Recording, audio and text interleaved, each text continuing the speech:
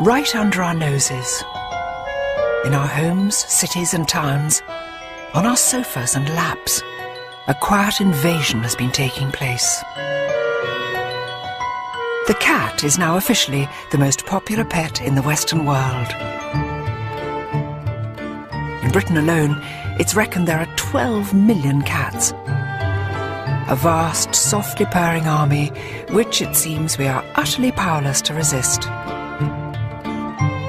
And yet, for thousands of years, no creature has divided us quite like this one. Are they regal, or simply cold and remote? Devoted pets, or as irrepressibly wild as their big cousins? How am I to capture the essence of this puzzling creature, one that so many adore and so many others find deeply unsettling? To do that, I'm turning cat detective. Unravelling this feline enigma everywhere, from the magical tombs of ancient Egypt. How brilliant, it's all done by reflection. To a bizarre medieval cat festival in Belgium. From the cats who formed a Chicago rock band to a cat in fancy dress. Must be so strange being slightly deaf inside a pink rabbit hat. I'll be tracking down the amazing big cats too, coming face to face with the lord of the Mayan jungle. All the strength and majesty of these creatures, you can't believe how beautiful they are. And armed to rasping tongue with the world's fastest cat. I'm trying to talk normally with my arm being licked by a cheetah. All to discover exactly why it is that cats divide us so much, and how one of nature's most efficient serial killers ended up as our favourite fireside companion. This is my journey into the world of the cat.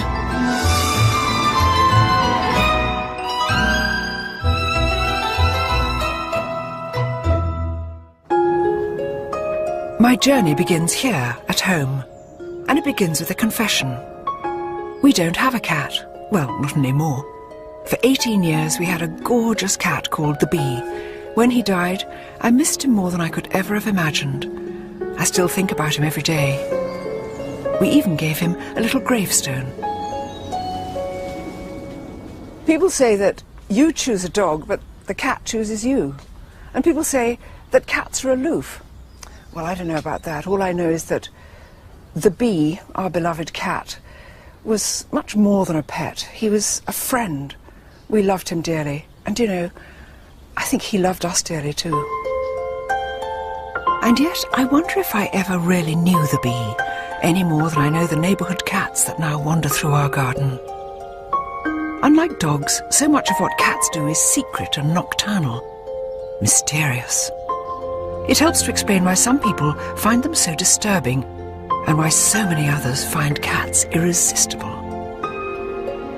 But where does this deep divide spring from? First stop on my journey, a cat show in Milton Keynes, to find the true aficionados, the ones whose absolute faith in cats is beyond doubt. In the West, cat shows like this are the ultimate expression of our modern obsession with cats. Hello, darling. Yes, sweet one. And you can see why. Was there ever an animal quite as beguiling as the cat? Another Bengal male. Or as adorable as a kitten? Called what? Scylla. Scylla. Scylla Black. I didn't think of that. Beautiful blue eyes and a slightly Barbara Streisand look. I think it's absolutely fantastic. Over the years, we've engineered around 100 breeds of cat. From green eyes to blue, from long hair to no hair whatsoever. And what breed is she? She's a Sphinx. It's a Turkish van. It's a snow Bengal. This is a Singapore cat. Very bright, very lively. But look around any cat show like this, and you'll notice something which has never changed. It's women, not men, who are least able to resist the lure of the cat. Hard to believe that a few hundred years ago, many of these women, including me, might have been burned at the stake, along with their cats. Because the terrible truth is, despite thousands of years of our deepest devotion to cats, there's a very dark side to our feline obsession. Thankfully, we don't torture witches and their cats anymore. But once every 3 years in Belgium, people gather to remember a time when we did.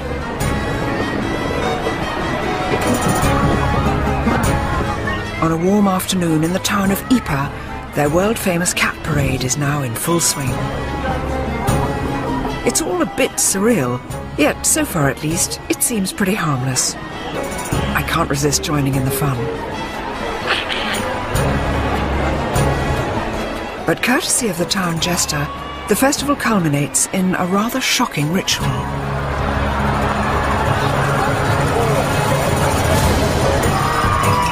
In Ypres 500 years ago, 9 lives wouldn't have been enough for even the sturdiest of cats. Europe had gone witch mad, and here in Belgium they took to slinging live witches' cats off the tops of high buildings. In fact, it wasn't until 1817 that this barbaric ritual was stopped. It's an unlikely thing to commemorate, but thankfully today the cats here are merely toys. It's so strange because even though this is a sort of carnival day and everybody's having such fun and they're only toy cats, a knife of fear and pain goes through me. Just to think that a short time ago they were throwing real live cats out of here simply because of the superstition that cats contained evil spirits. And it wasn't just the Belgians. In the Middle Ages, it was believed that Satan often took the form of a cat. And all over Europe, they were tortured and ritually killed in their thousands, often also burning alive the poor innocent women who owned them. Was there ever a creature which divided us so much? For 1,000 years we persecuted the cat as an agent of the devil, and yet nowadays we go all gooey over them in cat shows. For good or evil, we've long believed that cats have some sort of mysterious magical powers. But where on earth did that come from? Who owned the first cat? And when? And where? Egypt, the land of the pharaohs. It was here 3,500 years ago that wild African cats first shimmied and sashayed their way into human company.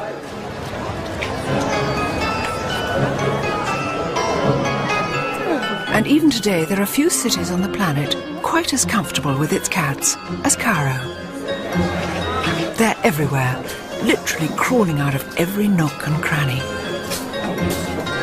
Once you tune your eye into look cat eyes, once you get your cat's eyes in, you can see little cats, tiny cats, slim cats, cats resting by mosques. These are the cats who are looking after the door. Just one on each side. These cats are mostly feral, homeless, unowned, just like their early ancestors. But for all their wildness, they're every bit as loved as the cats which pose for rosettes at shows. Perhaps even more so.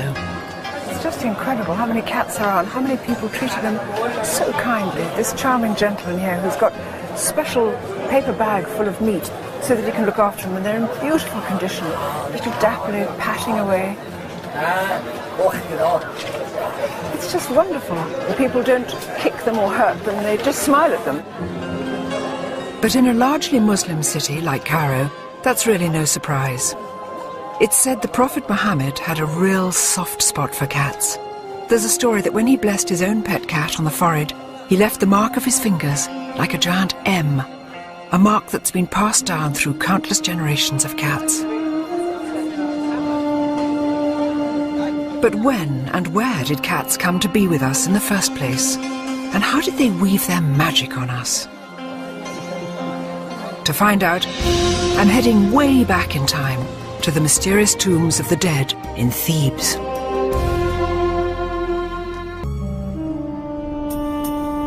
Before they came to live with us, cats foraged for their living in the blistering heat of the Sahara Desert. Hardly surprising then that the rise of human civilization by the Nile seemed like easier pickings. But the early Egyptian farmers got something out of it too. Grain silos attracted vermin. The vermin attracted hungry African wild cats. And before long, a rather remarkable relationship had been formed.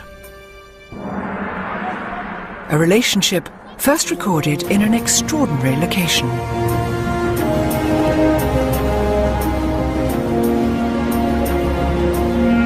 400 miles to the south of Cairo, on the west bank of the River Nile, lies Thebes, the city of the dead.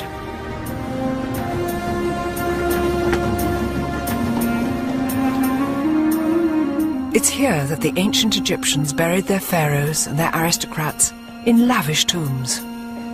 Salam alaikum. Shukran. Thank you, shukran. Tombs adorned with murals celebrating their daily lives in intimate detail. This is the tomb of Nakht. He was the royal astronomer, and here's Nakht himself, looking very fine, quite a dark kind of copper-coloured body. And this is his beautiful wife, Tawi. And round here you can see that they've prepared, this is the beginning of the feasting. And here we can see them sitting at table, top part of the picture's gone, Nakht's lovely little brown feet, Tawi's little pale feet, and underneath Tawi's chair, the most adorable tabby cat eating a fish. Now in those days, cats always sat underneath women's chairs in all these tomb paintings. It's something to do with fertility and somehow links cats with women all the time.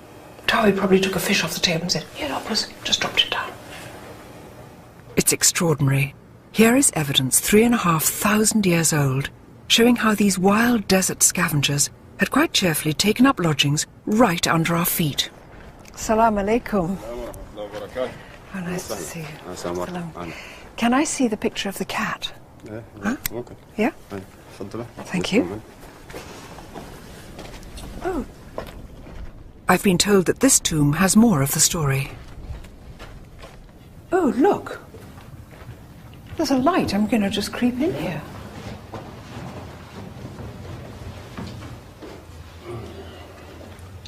With a little mirror magic, all is revealed. How brilliant. It's all done by reflection. Look at this. So this is a hunting scene. Now there's birds all flying up, chaps throwing sticks at them. And here's a gorgeous little cat. There is a story that the Egyptians used to use cats, maybe to flush out the birds, but they used to take them hunting with them. They've also seemed to have taken their tame rat with them, I don't know. Sometimes, of course, I think cats just take it upon themselves to follow human beings, so they might have just gone on his own accord. But I suspect that these might have been hunting cats. Who knows?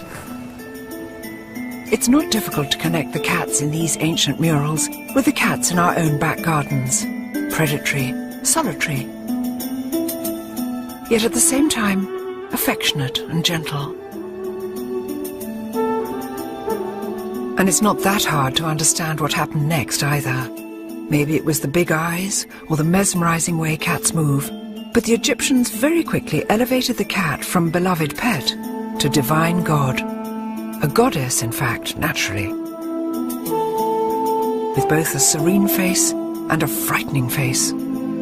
A goddess whose cult would last over 2,000 years, longer so far than either Christianity or Islam. Today its worshippers are long gone, unless you count the ladies at cat shows. But here in the Egyptian Museum in Cairo, I can still see the evidence of this mighty feline goddess with two faces. This is the lioness goddess Sekhmet, and she is sort of the scarier side of cat divinities.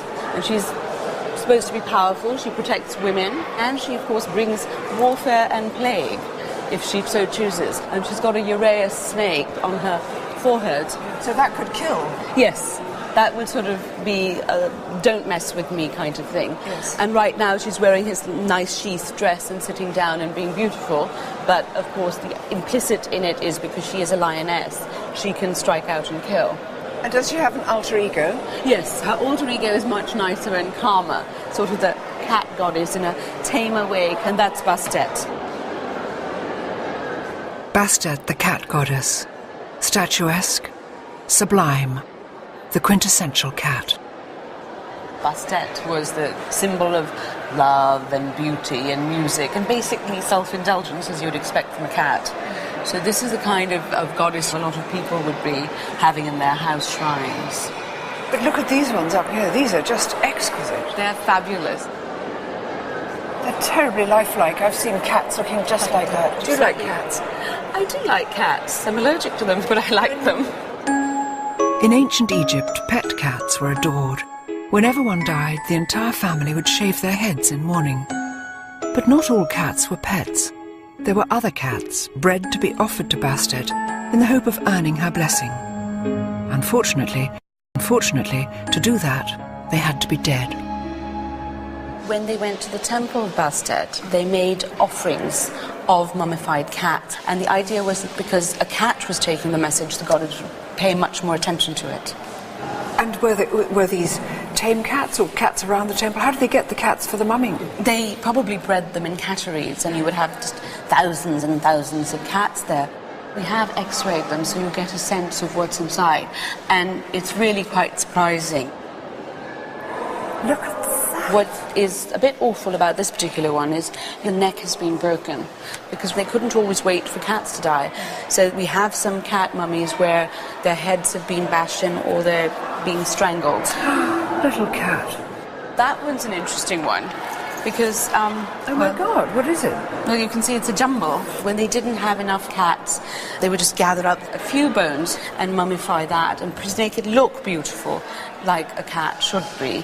So that's... Extraordinary. This is sort of cat hamburger, if that doesn't sound too frightful. Do you know what I mean? It's just sort of chopped up and made into a shape. That's very accurate, though, and it certainly looks that way. What's the Egyptian word for cat?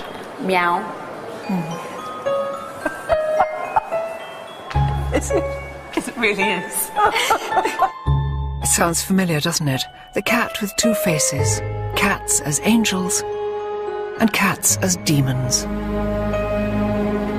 Egypt is the home of the original prototype cat, the Mao, and whatever shape or pattern your pet cat is, it's descended from this ancient line of stripy tabby. In Egypt, the land where cats first walked amongst us, there are many who love them, but there are also others who are out to destroy them. Although in some countries Maos can fetch well over £1,000 a kitten, here in Cairo they still run wild in the streets. Unfortunately, some government officials think the only way to control them is by shooting and poisoning them. From a house in the Cairo suburbs, Maged Abdelrazek is on a mission to rescue them. Oh, now look, this must be one of the newest arrivals. Yes, this is our newest guest, Ida. Ida, how old is she? Yes, I do. She's about 7 weeks old. Ida. 7 weeks old? Yes. And she was found? She was found by a lady when she was about 5 days old, and I had to take care of her. You did this yourself? You fed her, what, with a little pen dropper? Yes, like about 6 or 7 times a day. Well, she's triumphant. She's quite got a little fat tummy. She's overfed now. But tell me, what makes a Mao cat? The Mao cats are the only naturally spotted cats. With striped legs? Yes, that's right. Yes, so they're half a leopard and half a tiger? Yes, it's a little tiger. Can take her home. Little You want to adopt Ida. her? I do like anything. I hope the Egyptian government finds a better way to look after these beautiful Mao cats. After all, this was the land where we first welcomed and then worshipped this strange, paradoxical creature. 3,500 years later, are we any less torn and divided by this humble beast? Is there anywhere that still accords cats the same adoration as Bastet? Or still harbours fears about their monstrous powers? To find out, I'm travelling to the other side of the world, to the country where the cat is very definitely the queen bee. For an animal that sleeps up to 20 hours a day, it's truly amazing the fuss cats have caused. We've bowed before them as gods, we've treated them as devils. Surely in the 21st century, those strange beliefs must be a thing of the past. Well, not quite. On the face of it, Tokyo is one of the world's most high-speed, high-tech cities. But look in virtually any shop or restaurant and you'll find the ancient spirit of Bastet, a little Japanese cat that's so famous it's been exported all over the world. Maneki Neko, the lucky cat, has one paw raised to beckon in good fortune. So for most Japanese, cats are lucky. In fact, they're now so besotted with the real thing, the demand for pet cats here is one of the fastest growing in the world. I've recruited local cat lover Mary Corbett to help me explore a city where the feline obsession knows no bounds and where no self-respecting cat should be caught naked.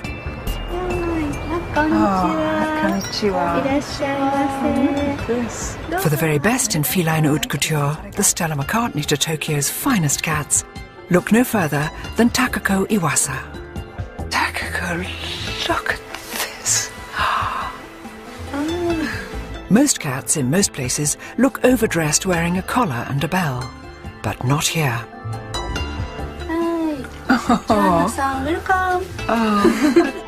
For Takako the cat tailor, cats aren't just lucky, they're the objects of adoration. Takako, where do you get your inspiration from now for making, for instance, I see some extraordinary things. I see little cows' heads here and kind of frogs. わからないんですけど、この右方向の上の宇宙からインスピレーションがやってくるんですよ。 She's not sure, but she received something on the right side of her brain and it seems to come from outer space. May we see some of your beautiful clothes on a cat? Whoa! This handsome, rather long-suffering Scottish foldier is Kotaro, clothes hanger for all Takako's boy cat costumes. Yay! Oh, you look fine, darling. You look quite unlike a cat. He's taken his hat off. Like Tom Kitten, he doesn't have to take his clothes off. One of her most popular outfits is a frog. Good cat. Oh, darling, good cat. Oh my God, he's turning into a mouse now. I wonder what this can do to a cat. Frog. Mouse cat. Oh, you look beautiful. We must never laugh at them, but look how fine he looks. He looks so beautiful. But who can resist a smile when the lovely Prin, short for princess, models her tiara? ちゃんと頭に乗せてくれるんです。 Yeah, she doesn't know another cat that can wear a crown. No. Without securing it in place. I never knew a cat would tolerate clothes. And I think Prin is remarkable, don't you think? Yes. Tranquil and very beautiful. Good girl. Must be so strange being slightly deaf inside a pink rabbit hat. It's hard to imagine the wild street cats of Cairo dressed like this. And yet in both cities, cats are revered like nowhere else. Lucky Cat, Maneki Neko, like a modern Bastet, is everywhere, bringing blessings to the Japanese. And if you look closely, you'll notice a distinct similarity with another strangely familiar cat.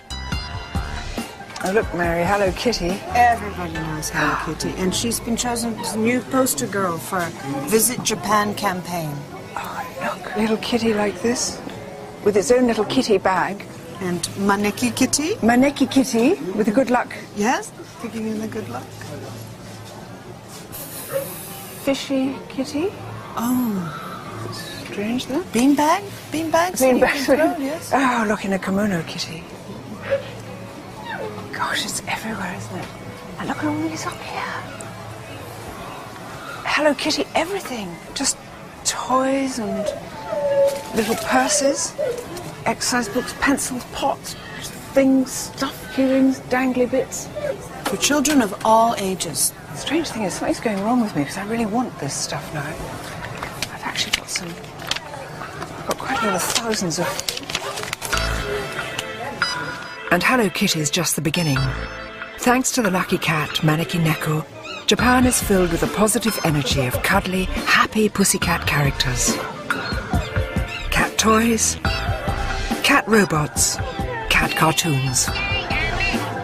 And is he based on Maneki Neko? Yes, I understand he was inspired by the Maneki Neko, so he brings good fortune. But much as it looks like a cartoon character, the real Maneki Neko is not a toy. Its roots are powerful and old, the stuff of samurai lords and storms. And it's a story which starts here in a quiet little Tokyo suburb, setting for the serene and entirely unexpected Zen Buddhist temple of Gotokuji.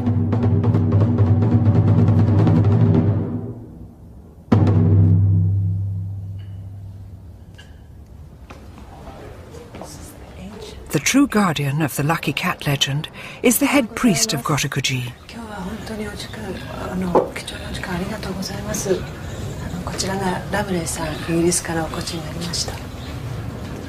In the grounds of the temple is a little shrine dedicated exclusively to Maneki Neko.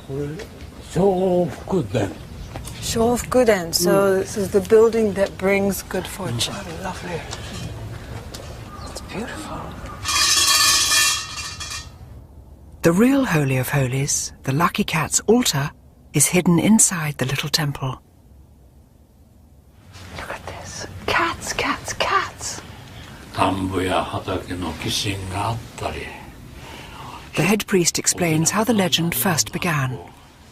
Over 350 years ago, this was an impoverished, very poor temple, and there was just one monk here, and he shared what little food he had with this cat. And he said to the cat, well, one day I know you will bring us great fortune. One day he heard a lot of noise outside the gate, and the cat was there beckoning these lords who were riding by on their horses. The Lord followed the cat's beckoning, and just as they came in, lightning struck the tree that they had been under. So they would have been killed? Yes, well, that's what the Lord thought, and he was very, very grateful for the cat having invited him in. It's a fabulous story. You can see why the Japanese took Maneki Neko to their hearts, always in the hope it would save them from disaster too. Look at these cats. From all over Japan, pilgrims travel here to seek the blessing of the lucky cat. So many, and some are big and some are tiny. True devotees see the cat almost as a tiny incarnation of the Buddha, a kind of mini-god, really. So worshippers would purchase these cats, and then they would pray that they may meet good people in their lives. When their wishes come true, they will bring the cat back to the temple and offer thanks. So these cats have performed great things for the families. All good news, all happy wishes. All happy wishes.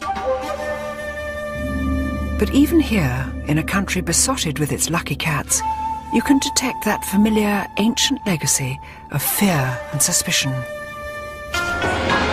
Take the bullet train out of Tokyo and you enter an older, more traditional Japan, where sinister legends live on. Horrifying tales which speak of the Bake Neko, an evil monster cat. In an old farmhouse, curled up by the fire with a pair of rather unscary cats, legend expert Akiko Manabe tells the tale of an evil pet cat that can change its shape. Once upon a time, there was a family. They loved a cat. Suddenly, that cat was missing, and wife's behavior became very strange. She ate in her own room. She told the family, don't look into my room when I'm eating. But the husband peeked into her room. She was eating the dead mice, dead birds, dead fish. When the wife turned her face to the husband, her face became the face of the cat. It turned out the cat had killed her and ate her up and pretended to be the wife. How awful. Can you imagine being that husband looking through and it's like, and it looks like a cat. And you think it's your wife and it's got a cat face. Right. Is it always women? Cats turn into women? Most of the cases are women, because the people think women are more cruel than men. Catty. Yeah.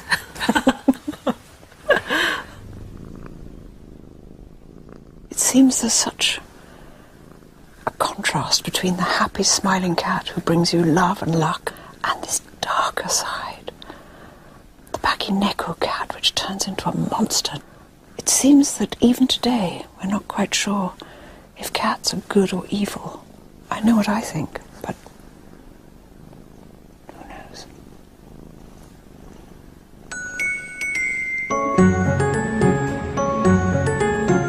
Back in the West today, cats are so spoiled, it's easy to forget what a rotten time they've had of it in the past, and what ridiculous superstitions we've linked to them.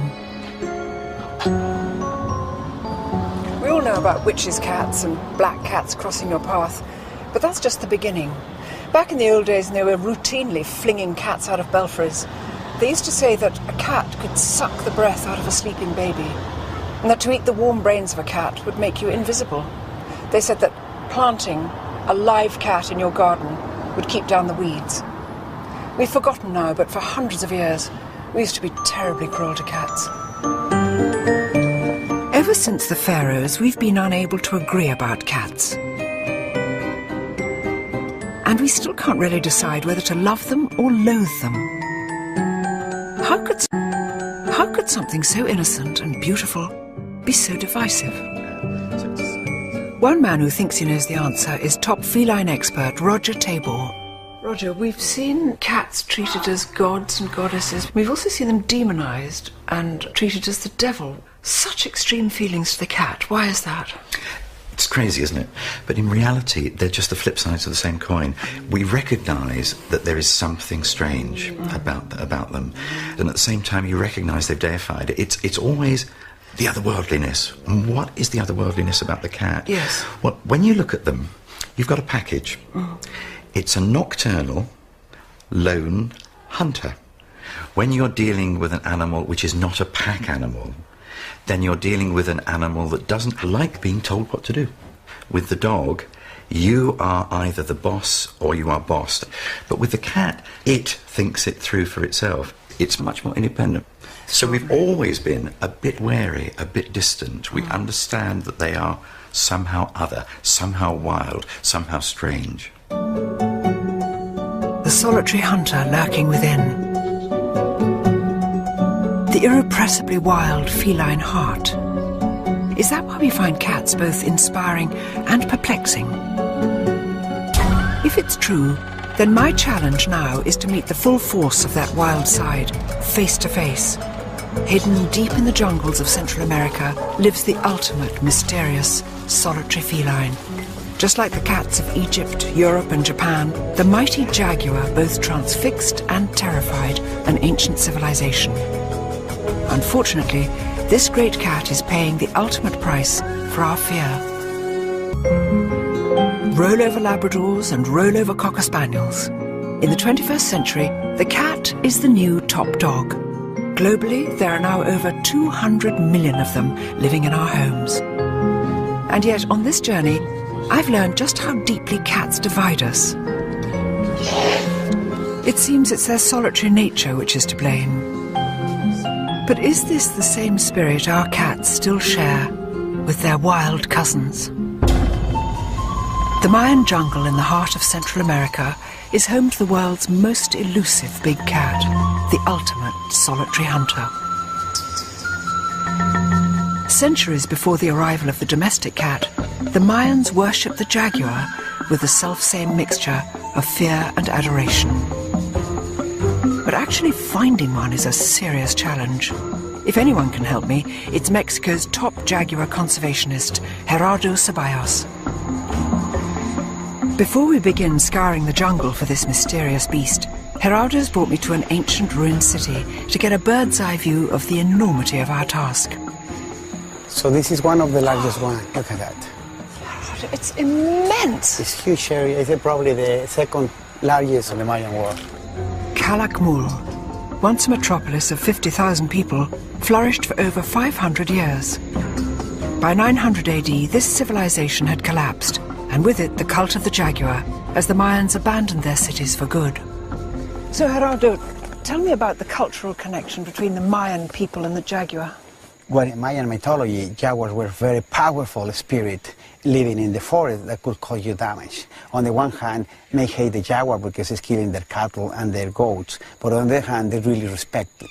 It's a mixture of like a mystical respect, but also a lot of fear to the jaguar. They must have been extraordinarily elusive to see, because somebody said that seeing a jaguar is like seeing vapor, like a mist. You're staring at it, exactly. And you don't know if you're seeing a jaguar. Respect and fear. It sounds so familiar. That same ancient response to the cat, mirrored here with America's top jungle predator. Wow! Look at this. Very impressive. So everything is like probably 1.5 million hectares covered by forest. But you can't see, apart from these ancient pyramid sort of buildings, there's not another There is building not a single person inside here. in 360 degrees, all the way around, nothing. Nothing.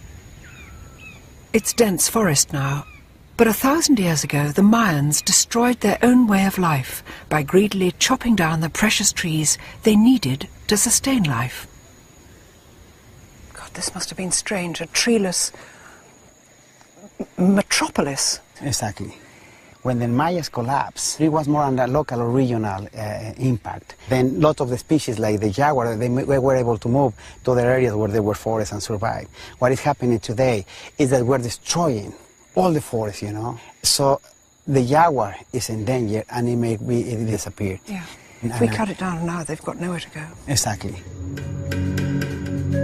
I'll do whatever it takes to look one of these big cats in the eye, to see if I recognize the wild heart that beats inside every domestic cat, even if it means getting up at 3 in the morning. We know less about the jaguar than about almost any of the other big cats, and that's because they're so hard to see, and they're so very shy. But this morning we're going to have a very good shot at finding one. We've got a bunch of dogs and a bunch of men here to see if we get lucky. Gerardo and his team are on a mission to find and study as many wild jaguar as possible, and hopefully figure out why these great cats are dwindling so dangerously in number. Do the dogs get excited before we go? Yeah. They want to go. They want to go. Early morning before the sun rises is generally when jaguars are most active and easiest to spot. And even here, nothing beats a dog when it comes to running down cats. They're being tied by the chains into the back of the van so they don't all jump out. They're peaceful and sweet and waggy and they just look so friendly. But I think that'll all change once we get onto the scent. Timing is everything. There are just a few weeks every year at the height of the dry season when conditions are good for finding jaguar. Too much rain and the jungle gets too flooded for tracking. Well, the daylight's up now, so what do you think? Yeah, well, it's still very cloudy, so it's good. It's overcast, and by being overcast, yeah, it helps us to work longer time during the day because we don't have the pressure of the sun on the dogs, on the people, and on the jaguar. So right now it's perfect. That's it. At a remote river crossing, Gerardo decides it's time to begin tracking on foot. We're going to look around here, yeah, for the scent, okay? Okay. To see if we can pick it up. Okay. Perfecto. Uno. I think this is good because I heard that jaguars like to hunt near water. And amazingly, jaguars quite like swimming. Of all the big cats, jaguars and sometimes tigers, but jaguars are most fond of the water, which is unlike any domestic cat. Hates getting wet. Excelente, excelente. Vale, mi Cuau. And yet in so many other ways, jaguars and domestic cats, in fact all 38 members of the cat family, are incredibly alike. Designed by nature as perfect killers. Razor teeth and claws hidden inside, velvet paws so soft you'd never hear a thing until they were right on top of you. Gerardo, what happens when the dogs get the scent of a jaguar? What happens then? They will start to howl and bark really loud, and then we will release them, and then all of them will start to run. Then the jaguar hopefully will climb up with the tree. Yeah. We will arrive and dart it, put it back here, and then do all our work of measuring it and on the forest floor, yeah, taking blood samples, all kind of information that we need from that animal. Gosh, better catch up. Yes. After a few hours it becomes too bright and too hot, and our chances of finding a jaguar drop significantly. There's no scent. Very disappointing. We don't have it around here, apparently. So we will keep on trying to find it. But for today, at least, the jaguar hunt is over.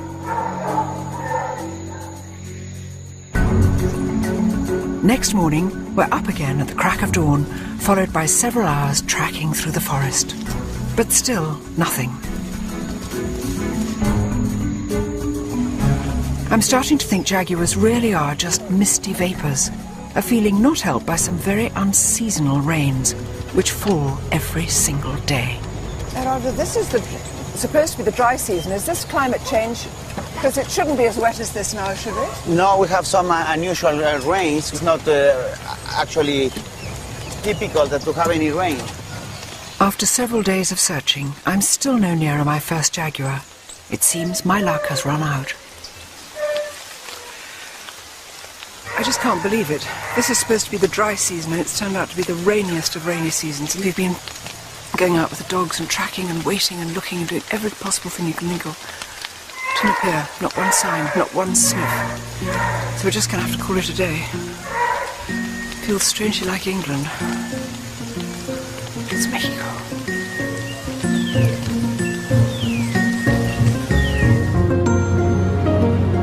But my luck may be in after all. It seems there's another project not too far away that could help me see what I came here for. We're leaving Mexico, where we didn't manage to see any jaguar. We're flying to Belize, where I know we'll see some. They won't be in the wild, but it'll be the next best thing.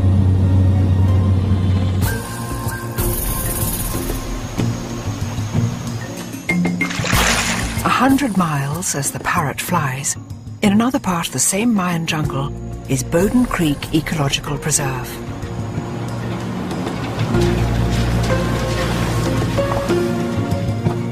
"13,000 acres of virgin rainforest saved from destruction over 10 years ago by this man, Ken Karras.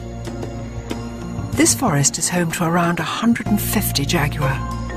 Yet in all the years Ken's lived here, he's hardly seen them. Very rarely will you see a jaguar in the wild. It's just so difficult to see them. They're ambush predators. They wait, they maneuver into position, they pounce and strike, and in one blow, they've killed their prey. They don't chase it. They can't. How can you chase something through thick jungle like that? You can't. It's a description which rings so many bells. It could be any cat stalking a mouse or a sparrow, a ruthless killer that can suddenly vanish without a sound. No wonder the ancient Americans saw the jaguar as a magical creature. Tragically, I now think seeing a jaguar in the wild would require a small miracle. But there are 2 jaguars I can see. 6 years ago, Ken rescued a pair of cubs from life in a zoo and brought them here to the heart of the jungle. Meet Bosch and Shupi, jaguars and brothers. Look at that great black creature. Look at that. Oh, look. So where were they born? They were part of a captive breeding program, and instead of going to a typical zoo in Mexico, we decided to bring them here to help with getting people to understand conflicts with jaguars in the area. Ken, there are going to be people who say huge cats like this shouldn't be kept in an enclosure. Well, they can't go into the wild, can they? No. You know, they would not be able to survive. They don't know how to hunt. Some people might say, well, maybe we can train them like we train cheetahs or others to go back wild, but we don't know enough about them. Jaguars are the least studied of all the cats, because how do you study something you can't really find every day? And, you know, what we really want people to understand is here's what they're like. Here's this great icon. Yeah. And there they are out in the forest. Yes. And that forest is teeming with them. And this is why you have to save that. Exactly.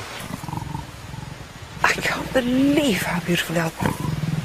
The dark and the light, the yin and the yang. And here's Bosch, black as anything, it's just dappled things. And Shupi, coloured like sort of sunlight in the dappled forest. All the strength and majesty of these creatures, you can exactly see why people would have thought that they contained some sort of godly power, or indeed were gods themselves. It's a pity these boys can't roam free in the jungle. But what a privilege, gazing into the remarkable eyes of the world's most elusive cat. Eyes which burn back with the same wild spirit I used to glimpse in my beloved bee.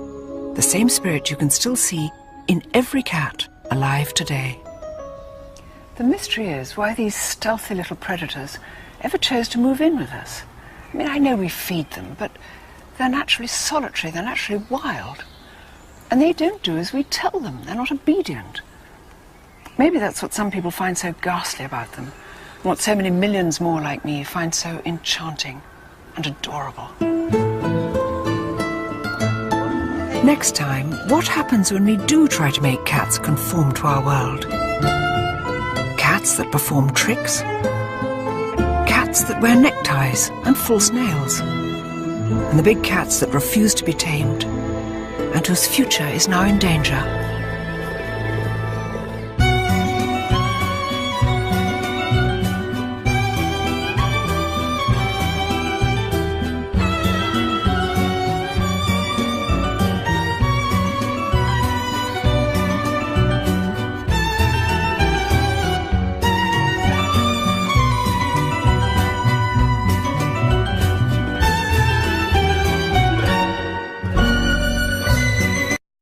There are more pet cats in the world than ever before. Sensual, cute, enigmatic, stealthy. Every one of them working its wild and ancient magic on our senses. And yet, as I've already found on this journey, cats still perplex and divide us. My quest to understand them has already taken me from a mysterious Egyptian tomb to a breathtaking encounter with the lord of the Mayan jungle. I've learned that inside every cat lurks the same wild hunter spirit, and that's despite nearly 4,000 years in our company. But sadly, man is notoriously bad at leaving nature alone. And so I now want to know what we have done to the cat to mould it to our way of life, and whether our meddling with nature has gone too far. It's a question which will take me from a close encounter with the tongue of a cheetah. There we are, that lovely raspy to the cats who formed a rock band. From the woman who knows how to talk to them. Yeah, when he is all done, we won't even know what to do with them. She's just starting to speak in cat language. To the tragedy of a leopard locked in a cupboard. She put him in a closet, and that's where he lived all day long. I mean, how he survived that, I don't know. I want to discover whether all is well with one of nature's most enduring partnerships. Between cat and man. Or, of course, woman.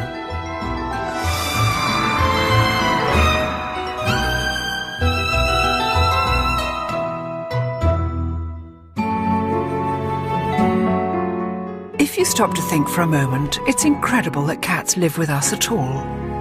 Under the genetic microscope, they've barely changed from the wild, solitary creatures that once roamed the Sahara. Back then, there were no cat packs, no cat herds. It was a true loner until it found us. It is the weirdest of relationships. I love them madly, but I think we're kidding ourselves if we think that cats are remotely interested in what people want from them. Millions of us own them, but they're not really ours. After all, they don't really need us. They could look after themselves if they had to. But that doesn't mean we've stopped trying to master them, which begs the question, would a cat ever take orders from a mere human? To answer that, I'm in Chicago on a bitter winter's day. It's been said that cats are far too smart to do the dumb tricks we get dogs to do.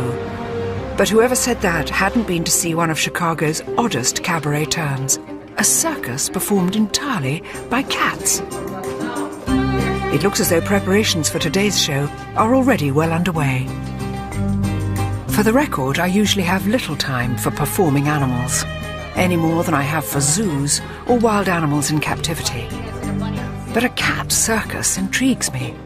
Cats are so famously uncooperative.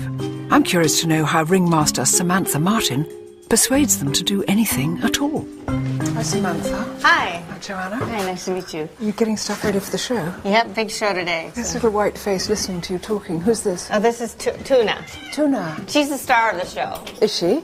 Mm-hmm. Hi, Tuna. Tuna. And what makes Tuna such a good cat for performances? She's very consistent. She has no fear issues whatsoever. Where some of the other cats, Some days they perform, sometimes they don't. It's free will. We open up the cage. If they don't come out, that means they don't want to come out. So we close the cage, we move on to the next trick. But Tuna always wants to... She rang the bell. I'm sorry, that was the cat ringing the bell. Tuna, will you ring the bell? Yes, she's like, attention, attention, come on. Here, Tuna, go back to your light. That's quiet. Tuna, she's just switched the light on. Sweet cat. Oh, Tuna is brilliant. She really is. How do you get a cat to do what you want it to do? I can see you're giving her small rewards. But... it's a lot of it has to do definitely with a special treat. You can train a cat to do just about anything you can train a dog to do. But then where a dog will just be like, I don't care if I only have 2 breaths left. Whatever you want from me, I'll give to you. And cats are like, I don't think so. Dogs will work for love, where cats work more for, they want a payoff. They want to see the contract up front. They're hard negotiators. Are they your pets as well as your performers? Oh, absolutely. The cats all live with me. Not going to say how many cats I have, but I always say I'm single. I'm going to stay that way. Do you think Mr. Wright is waiting out there, Mr. Cat Wright? Somehow doubtful, because not one guy has asked me out after the show. And I wear this sexy cat outfit. Come on. When they said cat circus, I didn't know what to expect. Certainly nothing as much fun as this. And the slight dangerous quality of will they, won't they. Very exciting. Can't wait for this afternoon's performance.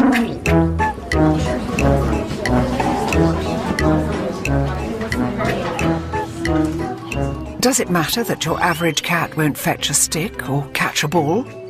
No, of course not. To me, this is much more impressive. Because cats only do the things they want to. And that, in my eyes, is what makes them truly smart. Even so, Tuna and the gang doing tricks is great for a cold Chicago afternoon. But surely cats, compared with dogs, are a bit useless. After all, nobody ever saw a cat bring down an armed robber or guide a blind person across the street. So what do cats do for us? Well, we now know that cats do have an extraordinary power to help those in need. And all they have to be is themselves. I'm back in England at Manchester's Seashell Trust School for children with severe disabilities. There you go. You hold him. Most of the time, these children struggle to communicate with the world around them. But when a cat enters the room, they blossom.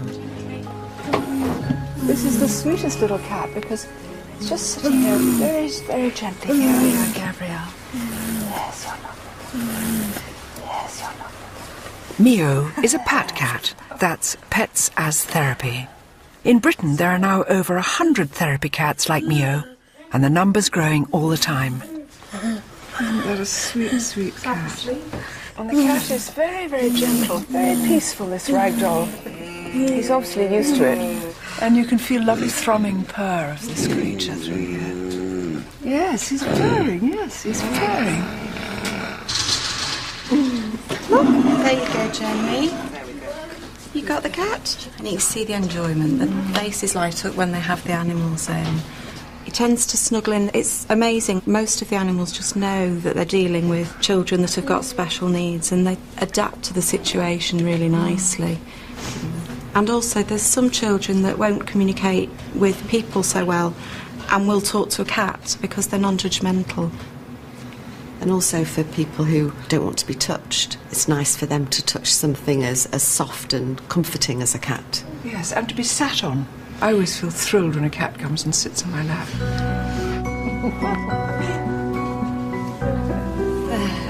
How about that? It's deeply moving to see how the warmth and softness of a cat can stir such pleasure in these children.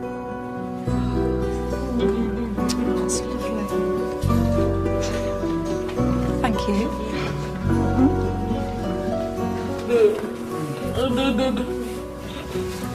She's busy watching the good boy. Gabby. Good girl, good cat. Yeah. Did that make sense? No, I didn't say it right. Yes. Did it? Yeah. Good. Good. Good. Surely anyone who's ever stroked a purring cat can understand this. Feline company can lower blood pressure, improve your mood, and bring companionship to the lonely and the sick. But if cats can change our lives, how have we changed theirs? What price have they paid for our insatiable need to muck about with nature? I mean, this is really one of the strangest little beasts I've ever held on my lap. Instead of us trying to redesign the cat, perhaps we should try to understand how and why nature designed them in the first place. So with my whiskers, if I had whiskers as well, I'd be fantastic.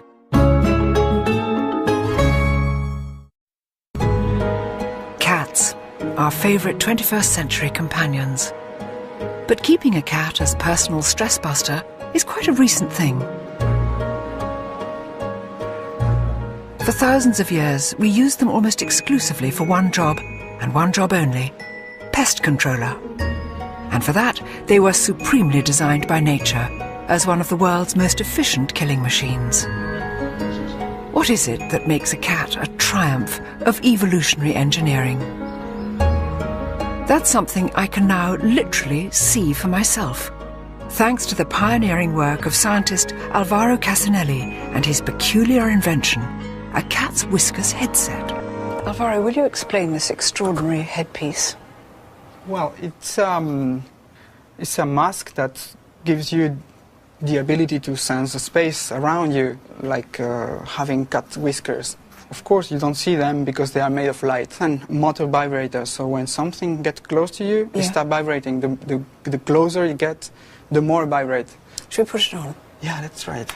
It looks a bit Hannibal Lecter, but yeah, I like the look. It's to be used in the dark, so nobody will see you. Perfect. That's okay. It looks beautiful. So now I will just switch on the motors. Are you ready to have superpowers? Oh, don't. Oh, God. Oh, God, how weird. Yeah. The mask is sending everything wirelessly to this computer. So try to approach your hand or, over your mouth. So this is the sensor near your mouth. Oh, this one. How can I try it out? Well, we will try that on the corridor. A cat's whiskers are the most incredible bits of kit. They're so sensitive to tiny air currents and electrical fields, the cat can sense objects even without touching them, and in total darkness. Now, I'm going to find out what that feels like. This is a very strange feeling. So now you have to walk in front of you till the end of the corridor. Yeah. Okay. So first whiskers on, and then let me switch the light off. Tell me when the light's off. They are off now. Back in the lab, Alvaro monitors my every move. I can't see a thing. I can feel the buzzing. Right. And I mustn't use my hands. The temptation, of course, is to use your hands. Oh, I can feel something very close to me there. So away from that, away from that. That's a big thing there. Get away from that. Something there. Nothing here. Come on, be bold, Lumley. I can't tell you how frightening this is. If you could hear my heart. It's absolutely hammering. At last it's lights on, and not a moment too soon. You get lost. You don't know where's your direction, where you're You don't know if for. Is that all? Is that all? Yeah, also on the elevator, you get stuck there and there. I didn't go into the elevator, did I? No. Yeah, you went to the fourth floor and you came back. No, you had a cup of coffee and I hardly remember it. No, it was strange how frightening it was. It's strange how odd. I've got a long way to go to be a cat. Of course, when it's stalking a bird or a mouse, a cat has plenty more weapons at its disposal, not least of which is an incredible sense of sight. From just tiny slits in the day to massive moon eyes at night, your pet cat is a whopping 6 times more sensitive to light than you are. And with the addition of a natty pair of light-intensifying goggles, now I will be too. Too many things to adjust. Okay. So it should be, tell me how it feels. That feels... The line of sight. Yeah, that's good. Okay, so I will probably switch the light off and we'll see. Oh, I see the light's on. Oh, yeah. Wow. So it was too easy. What about now? Oh, Now I cannot move, I don't see anything. okay, but I can. So, okay, now this is me walking with cat's eyes as opposed to cat's whiskers. I have no sense of distance, but here I come. Look, not touching the trees. That's not bad, is it? Oh, this is fantastic. So with my whiskers, if I had whiskers as well, I'd be fantastic. And I've a feeling I even might look slightly like a cat. Do you feel that? Wow. That was extraordinary, Alvaro. It doesn't really make you feel like a cat, but maybe... It doesn't, but it makes me respect cats so much because, of course, they have all this absolutely inbuilt and they know exactly how to use it. I was a complete beginner, you know, but they know perfectly. So cats won't be needing this for a little while yet, beautiful though it is. Thank you for letting me try it out. I think I'm just going to look at any old moggy with such respect. A cat's eyes and whiskers were fine-tuned by millions of years of evolution. Sadly, the way some cats look today is the result of just a few generations of biological tampering by us. There are now around 100 different breeds of cat. Fat ones, skinny ones, flat noses, pointy heads, big balls of fur, or no fur at all. But are they really all the product of our attempts to improve on nature?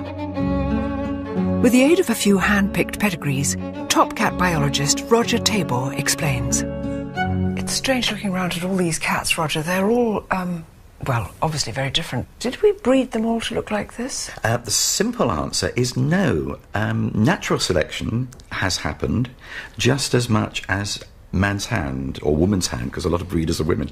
For example, in a hot climate, you will find, by and large, lighter cats, slimmer cats with shorter coats. When you move away to the chillier north, there's this whole group of really heavy-built, long-haired cats that evolved. And then some of them, of course, we've changed ourselves. But in a funny way, they're all roughly the same size.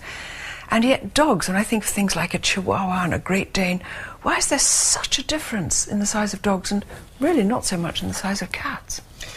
Dogs are different because through the centuries, dogs were selected for jobs. Yeah. So you had big dogs doing big jobs and little dogs going for yappy down holes and things as opposed to ripping things apart. With cats, there has not been this selection pressure by us to get the animal working. Because all we really wanted them to do was to look after our grain, didn't we? Absolutely. Mice and rats was our cat target. And they come as one size, so as long as the cat can get them. Do that. And therefore, actual positive breeding in the way that we do it now is very recent. We've been doing it to dogs for centuries, and now cats are fast catching up. By playing mix and match with genetics, we're designing ever more exotic shapes and sizes. But how far are we prepared to go? For some of the world's strangest experiments in cat genetics, there's only one place to look: America. I'm heading for an encounter with a munchkin. That's a cat. In fact, it's the feline equivalent of a dachshund. And it's earned breeder Terry Harris a nickname in the world of pedigree cats. Meet the Munchkin Queen. So the first munchkin, as far as you know, was a natural development in the cat. It was just a cat which happened to have short legs, is that right? That's correct. It's a naturally occurring spontaneous mutation. Yeah. The gene that is responsible for the dwarfism shortens only the long bones in the leg. It would be like from your elbow on down. Now this is a strange looking little creature, isn't it? He is different looking from a cat, isn't he? He is a Sphinx hybrid bred to a munchkin, so he has no hair and very short legs. I mean, this is really one of the strangest little beasts I think I've ever held on my lap. But of course, this cat he's not even got any whiskers. No. So this little person obviously goes about his life in a quite different way. I'm starting to see why Terry's called the Munchkin Queen. It seems there's no combination too strange for her to try. This is Maisie. Maisie has 3 mutations. Maisie? She has the folded ear gene from the Scottish Fold. Yes. She has the dwarfing gene from the Munchkin. Yes. And she has this wonderful curly coat from the La Perm cat. Yes. Look, even her whiskers are munchkined. Little one, look at you, Maisie. Can I hold you, baby? Look at those little ears. This is such a little sweet cat. Little sweet cat. Now, Terry, a lot of people would say, but cats are so beautiful in their original cat shape. Why would you want to make them have short legs? Well, I am a neophile, which means that I like things that are very different and non-traditional. I just think that they're just adorable. They're comical. They come in all different colors, short hair, long hair. And just from the moment that I saw one, I just had to have it. This mutation doesn't bring about any kind of illness, does it? No, they don't have any limitations other than perhaps the distance that they can jump. Now, I'm a short woman. I can't jump as far as a tall woman. But we jump, nonetheless. Is it right? Do you think you're playing God? If I felt that I was doing something wrong, I would not do it. No. I think that as long as the cats are healthy and happy, there might be a little something for everybody. I do worry that we're taking things too far. If this is the Dachshund cat, what on earth comes next? A Chihuahua cat? A Great Dane cat? Is nature's work so unsatisfactory that we must constantly meddle with it? Next stop, the cat being made to look like a lion. Handsome man. Hi, Romy. And the lion someone wanted to behave like a cat. Just living in a basement. Living in the basement. People are extraordinary.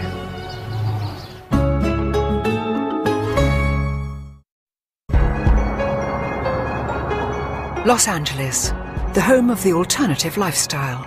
The world capital for lavishing more money than sense on your pet. In LA, people who want a designer lifestyle for their designer cat bring them here to the best little cat house. If you're heading out of town on an all-expenses business trip, why not give your cat the same? 5-star luxury accommodation under the eyes of manageress Divinity Libby. Divinity? Hi. I'm Joanna. Nice to meet you. Oh, nice How are to meet you. Good. Can I have a little tour? For sure. Come on in. Look at this. I love cats. Oh, cats. You know, they have all these things to do. They've got the fish. We have all these catwalks up high. They've got the outside. Yeah, you get the birds. Tiny, and the little car. sort of sofa and chair for Yeah. tiny cat-sized people. Mm-hmm. And do you come in here and play with them? How do you Yes. entertain them? Yeah, that's part of our service, is making sure all the cats get a little bit of love. You can see there's lots of toys and stuff. You've done this beautifully. You've taken such care. Thank you. It's lovely and sunny up here. Yes. Upstairs are more lovely rooms. This is certainly quite unlike any cattery I've ever seen before. I only hope these cats appreciate all this finery as much as their owners do. What is this up here? This looks like a camera. Yes, that is a live cat cam. So wherever you are in the world, if you miss your cat, you can log on and see what they're doing. You can control the cam from, Spain. Divinity also offers first-class feline grooming, and she's about to show me LA's latest and hottest haircut for hip cats. This is Romy. Hi, Romy. And You're Romy's a beautiful. Himalayan. So we're going to do Romy today in a lion clip. And he's going to be such a handsome man when he is all done. We won't even know what to do with him. She's just starting to speak in cat language. Gosh, I wonder if I had such a beautiful cat, Divinity, I wouldn't have a clipping on this. Would you? I think that coat looks absolutely sublime. Personally, if it was my cat, I would leave him like this. But some people, they're highly, highly allergic to their cats, and that's the only way they can tolerate living with them. Maybe they shouldn't have cats if they can't cope with them. Oh, man. If Romy could speak, I'm sure he wouldn't be begging to have his handsome coat shorn off. So there's your little lion tail coming out, yeah? Look at that tail, darling. That's the cut. Oh my goodness, stop crying. He's so handsome, isn't he? Yes, he's so handsome. No. So when they're all done, they get a little grooming spray to make them smell wonderful and fresh. And the boys get a little bow tie, and the girls get a little bow. And since Romy's the little man, we're just going to put this right on him. At least hair can grow back. Unfortunately, some people take much more radical steps to alter their cats. You know, some people get their cats declawed. You don't believe in that, do you? It's illegal in England. It's they're trying to make it illegal here. We actually, for a lot of our clients, put on soft paws. Do you know what that is? No. They come in fashion colors. So this would just slip on like that, and you glue it on. You glue it on? Mm-hmm. Just a drop of glue in the bottom. Then it doesn't. It doesn't scratch. Right. Do you think we've gone mad? No, but do you, Divinity? Because these are semi-wild animals in a funny way. You know, it's a lot of people otherwise would declaw them or give them away. Or give them away. You see, we don't like animals that don't fit into our way of life, do we? Right. See? And I think that's what happens to people, and they go, I've got a cat, I didn't like the hair on it, I didn't like the claws on it, I didn't like the way it did this or that, so I've had all that changed. I've modified the cat. Right. I think people are very strange. I've always loved the independence of cats. Surely it's that which makes them unique. Sadly today, it seems that independence is the very thing some cat owners would like to eliminate by turning them into accessories. And there are people for whom a domestic cat has not been enough. People whose quest for a flashy status symbol means going bigger and better, whatever the price. Hidden deep in the Californian hills is a rescue sanctuary for the big cats that people mistakenly thought would make good pets. Lions, tigers, sadly misplaced beasts living out their days behind bars. It's run by a woman associated more with wings than claws, actress Tippi Hedren, the star of Hitchcock's terrifying film The Birds. For the last 30 years, Tippi has devoted her all to rescuing these poor beasts from abuse and neglect. Hi, Patrick. This is a very beautiful animal. He's a liger. His father was a lion and his mother a tigress. And He's beautiful. The hybrid grows to be, a great deal larger than either the lion or the tiger. How extraordinary. Yes. You beautiful thing. He is immense. The problem is that there are so many of these big cats born in captivity to be sold as pets. It's in the tens of thousands across the United States. It's permitted in the United States? There are 20 states that have no laws whatsoever. And you can purchase this adorable, darling little cub, and, by the time it's 7 months old, it's destroying your house and taking a good chunk out of you. They're trying to make a house kitten out of it. Yes, it never works. Nobody can keep a tame tiger at home. They will never be tame. Tippi's sanctuary is home to 83 big cats that have never learned how to survive in the wild. And every one of them comes with a tragic story. Will you look at this for a lion? If he wasn't blinking, you'd think he was muerto. He looks completely out of it. Leo? It's adorable. That is very, very attractive. Leo was living in a basement with a family, and they had children. And so no going outside for anything, just living in a basement? Living in the basement. People are extraordinary.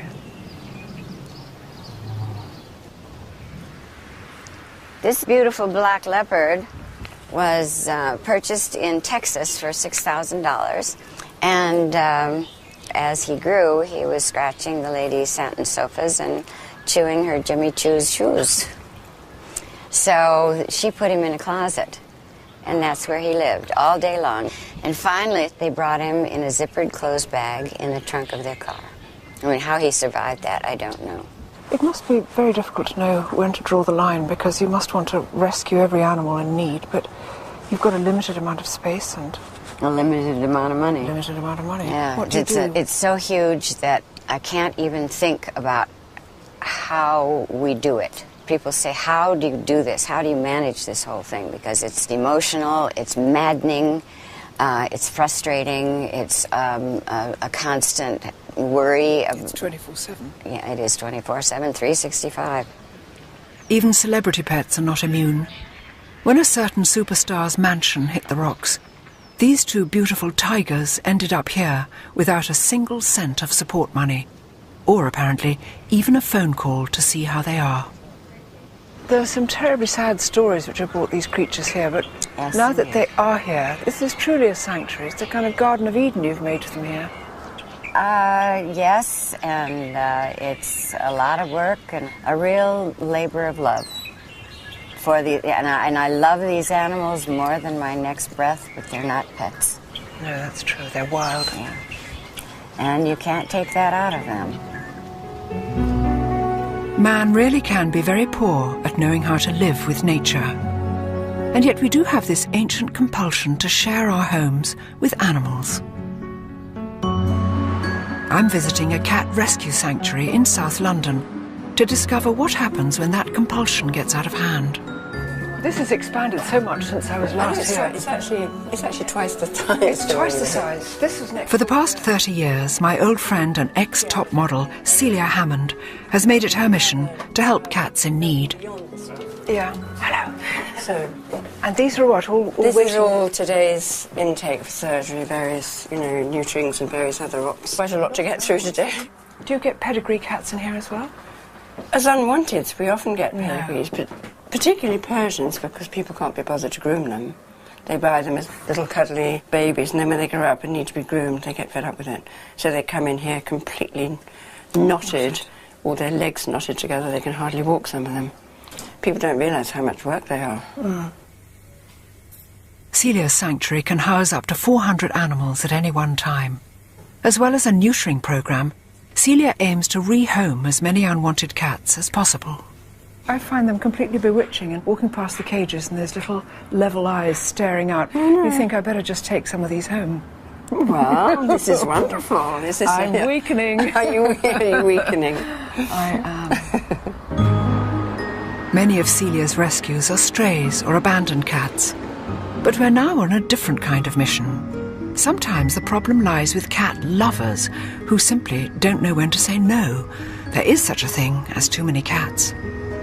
Well, it's real hard work to try to persuade people to get their pets neutered. Some people say, I don't care what happens to other people's animals. All I know is I want my cat to have kittens. But they're making the situation worse when there's so many animals being put to sleep every day. How can it be right to bring more into the world when there's no homes for what's here already?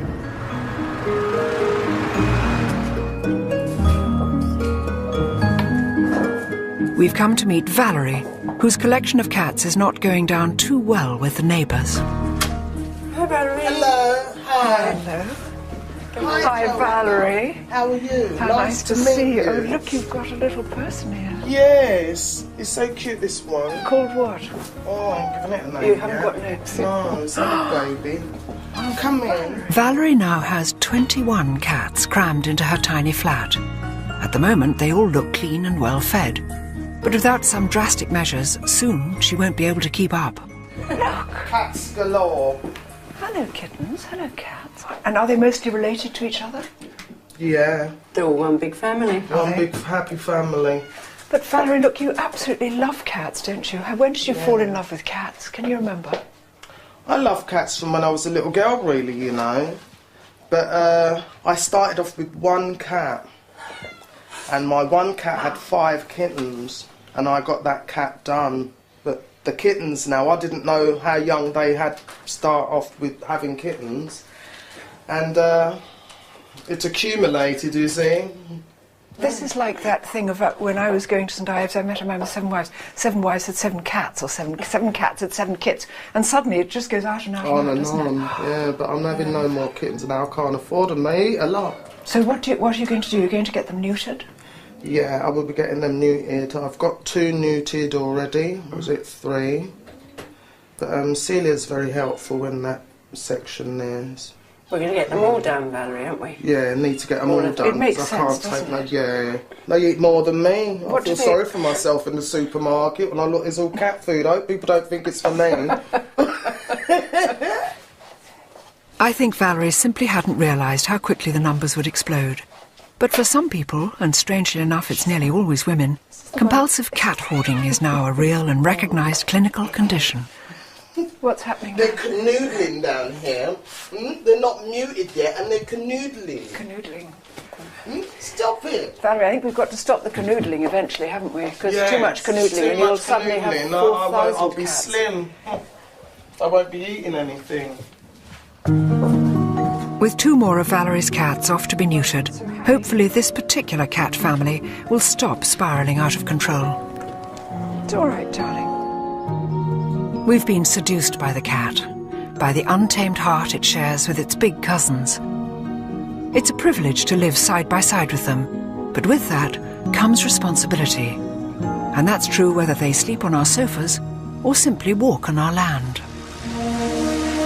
Next stop, the ultimate wild cat country, Namibia, This is just staggering. It must have been like this since time began. where I'm about to come face to face with a cat we're in danger of wiping off the face of this earth. I hope you like flies. I don't mind flies.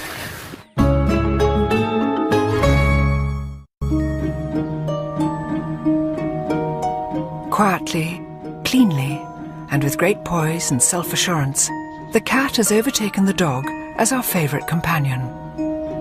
But for all our efforts to master and redesign them, cats are still at heart as wild as they ever were.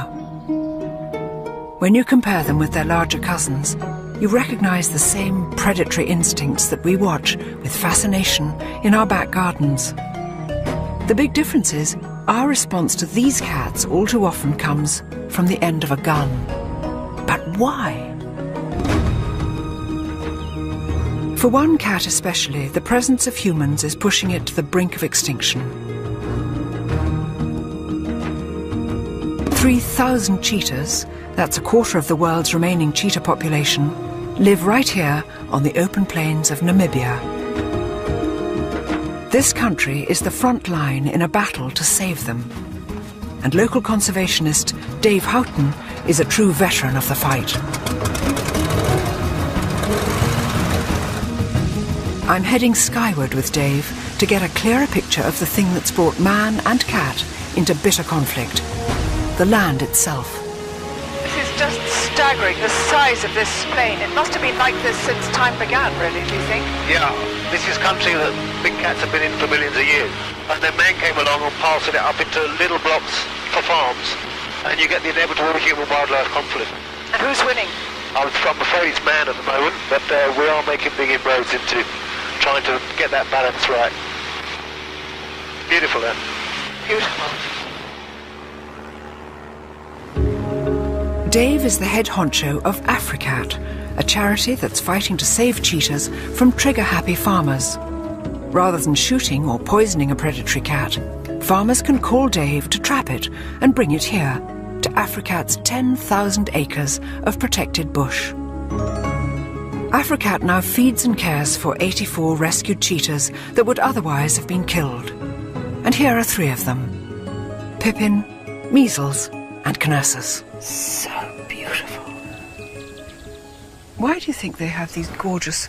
Is it just black marks? What is it? It's a Bushman folklore. A mother lost her babies, and that's basically what's left over from the tears of her crying for her babies. These 3 cats are now too old to hunt effectively in the wild, but Dave's about to move them into a brand new 120-acre camp where they can live out their days in peace. Wildlife vet Mark Jago is on hand to give them a full medical. I think it's that guy CA starting to wave. Okay, you can go in there now. I said one in the middle. Yes, you see him now? He's just wobbling a bit. I just want to check that he is down first. First step, to get this sleepy cat out of the hot sun. If I get the front... Yes. Let me just pull him out a bit because there's a thorn bush there. Yeah? You have to watch the flies, huh? Yeah. If you hold the base of the tail there... Yes. And then put your other hand underneath, under here. Fiona. Under here? Yeah. Yeah. Okay? Yeah. Right. I had no idea I'd be getting quite so close to a cheetah. I hope you like flies. I don't mind flies. This is fantastic.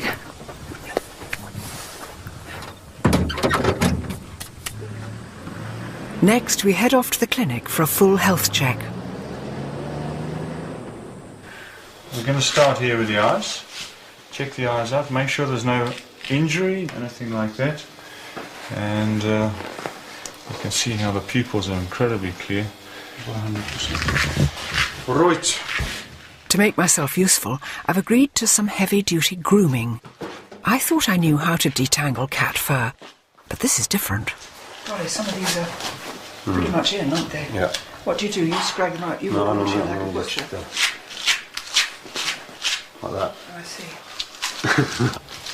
It's funny how quickly you feel completely at home. You think I'm just combing a cheetah's tail here, just scragging out the dead flies and the burrs. I've only ever seen these things on film, you know. I think respect is the first word that comes to mind for these creatures, isn't it? Whenever possible, Africat releases rescued cheetahs well away from the farms where they were captured. But sometimes the young, the infirm, or in this case, the elderly, become too dependent on us to survive on their own in the wild. Which is such a shame. Well, tell me, an animal like this, which does 80 miles an hour, how can it ever live a natural life in captivity? It can't, can it? So you can keep it groomed and healthy and alive and everything, but it won't be living like a cheetah. No, I think it's something we've got to recognise. That, you know, as much as we try and improve the conditions in captivity, what we really are working towards is looking at the animals healthy, happy, and conserved in the wild. Yeah. Because that's where they should be. It's reassuring to know there are projects like this. But it's depressing to encounter yet one more example of mankind's inability to live and let live, especially where cats are concerned. Oh, phew. Once our 3 patients have recovered from their drugs, it's time to release them into their new enclosure. One for me? Yeah. Dave's wife, Carla, lends a hand. Just gently stick your fingers in the hole. Are we ready? Yeah. Ready? Hang on. I'll normally just put my fingers half in the hole because then you get a bit of... Yeah.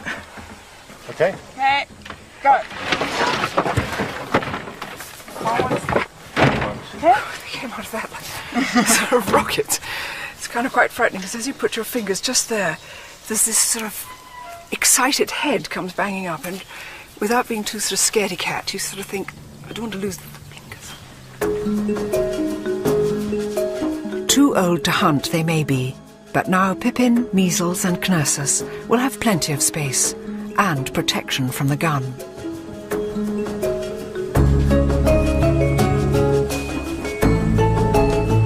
In another Africat enclosure, I'm waiting for Dave and Carla, who've promised me a special treat. God, look at that. That's wonderful thick purring sound. Hello, darling. Come on, you can stand later and sit in the shade. Come on. Pugsley and Gomez, rescued as tiny cubs when their mother was killed by a farmer. There was no choice but to rear these 2 stunning creatures by hand, which has made them pretty much as tame as a cheetah is ever likely to be. There's my boy. Yes. There's a good boy. Huh? Look at your eyes. They're huge, aren't they? Where's my boy? No, we are they're lovely raspy too.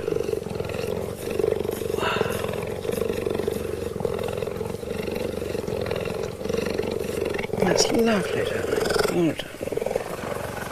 It's extraordinary. Apart from everything being on a slightly different scale, i.e. the purr is 40 times louder and the limbs are X longer, they're so like domestic cats, that licking and flopping. Look, he just loves that. I'm incredibly privileged to be so close to these beautiful cats, but it would be a mistake to think they make good pets. We must always remember that they're wild animals. So really wild animals should stay in the wild and not be in somebody's flat in Bristol or something, you know. It's not fair on the animal for a start, you know. I'm trying to talk normally with my arm being licked by a cheetah. It's just extraordinary.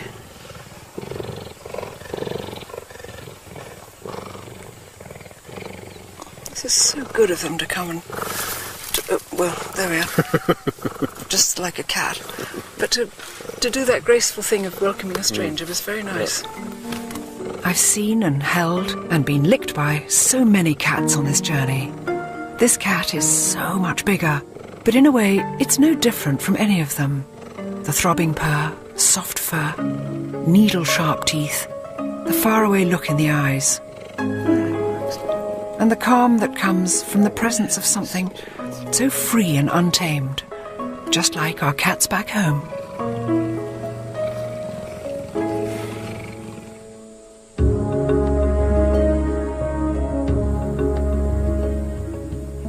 Well, it's been amazing seeing the big cats here.